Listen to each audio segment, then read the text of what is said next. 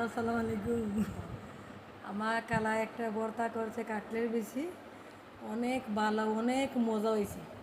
আমার কালায় আমারে খাওয়াইছে, আমি খাইয়া বাসায় গিয়ে মাইছি। আমার কালায় অনেক মজার ভর্তা করছে, আমি খাইয়া কারার সাথে দোয়া করছি।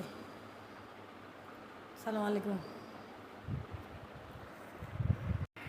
খালা কি কথা বলেছে আমি জানি না, আপনারা সবাই শুনতে পেয়েছেন। আসসালামু আলাইকুম, সবাই কেমন আছেন? আশা করি ভালো আছেন। তো আমি ভিডিওতে যখন আমি ভয়েসটা দিচ্ছি তখন হচ্ছে আমার খালা বলছে কি উনি একটু কথা বলবে, সেজন্য উনি হেসে হেসে একটু করে কথা বলছে। আমার ভিডিওটা দেখতে হলে কি করতে হবে, আমার চ্যানেলটা সাবস্ক্রাইব করতে হবে, লাইক দিতে হবে, কমেন্টস করতে হবে, শেয়ার করতে হবে।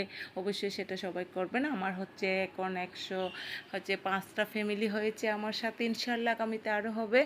তো আমি কাঁঠাল বিচির ভর্তা হচ্ছে আমি পাটা আর পুতাতে করলাম না, কারণ সময় বেশি লাগতেছে সেই কারণে। আর এখানে হচ্ছে আমি হাম্বুল দিস্তাতে হচ্ছে কাঁঠাল বিচিগুলো হচ্ছে ব্লেন্ড করে নিচ্ছি, মানে গুঁড়ি করে নিচ্ছি। পিছন দিয়ে দেখতে পাচ্ছেন হয়তো আমার মেয়েও চলে গেছে, একটু করে দেখেছেন। তো আমার মেয়েও সবসময় আমার সাথে থাকে, তার নাম হচ্ছে তমাস। আমি ভিডিওতে অনেকবার দেখিয়েছি, সবাই আমার ভিডিওটা অবশ্যই দেখবেন, আমাকে একটু সাপোর্ট করবেন।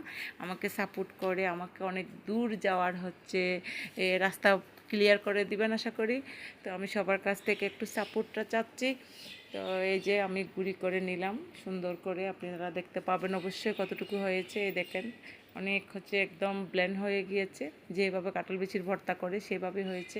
একটা দুইটা কম হয়েছে, এগুলো আমি আবার পরে করে নিচ্ছি। তো এখানের মধ্যে আমি কাঁচা মরিচ হচ্ছে একেবারে হচ্ছে ব্লেন্ড করে ফেলেছি হাম্বুল দিস্তার হচ্ছে ডান্ডি দিয়ে। তো এই যে আমার ভিডিওটার কথা বলার সময় অনেক ভুলভ্রান্তি হয়ে থাকতে পারে, সবাই অবশ্যই ক্ষমার দৃষ্টিতে দেখে নেবেন। আর ভিডিওটা অবশ্যই দেখবেন। এই যে পেঁয়াজ দিচ্ছি, তারপরে হচ্ছে পেঁয়াজের সাথে আর কি কি দিব অবশ্যই দেখতে পাবেন। তো এই যে পেঁয়াজ একটু বেশি করেই দিলাম, কারণ কাঁঠাল বিচির ভর্তা একটু কম, এত বেশি না, একটু লবণ দিলাম।